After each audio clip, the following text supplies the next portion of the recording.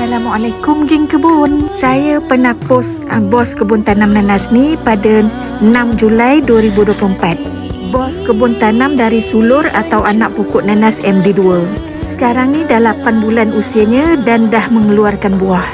Pokok lemon yang saya pruning hari tu pun dah mengeluarkan bunga dan buah yang lebat. Semua pokok yang kami tanam di kebun ni memandangkan tanah kami ni bukan tanah gambut dan tanah yang memerlukan air yang banyak. Jadi kami siramkan pokok-pokok ni setiap hari kalau tak hujan. Ada yang kata pokok nanas tak perlu disiram. Bagi saya ianya bergantung pada tanah tempat kita tanam. Ada sesetengah pendapat katanya kalau nak membaja biar waktu cuaca panas. Mereka kata kalau membaja waktu hujan bimbang bajanya mengalir ke tempat lain.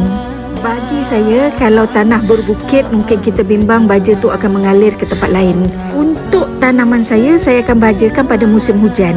Gunalah apa-apa baja sekalipun asalkan kita rajin membaja ikut jadual. Alhamdulillah pokok-pokok saya mendapat air hujan yang cukup dan saya bajakan waktu tu. Semua pokok-pokok saya mengeluarkan hasil yang banyak. Sebaiknya kalau kita bercocok tanam, kita kena kenal pasti jenis dan kesuburan tanah kita. Bonus bagi mereka yang tanahnya memang subur dan tak perlu dibaja. Alhamdulillah.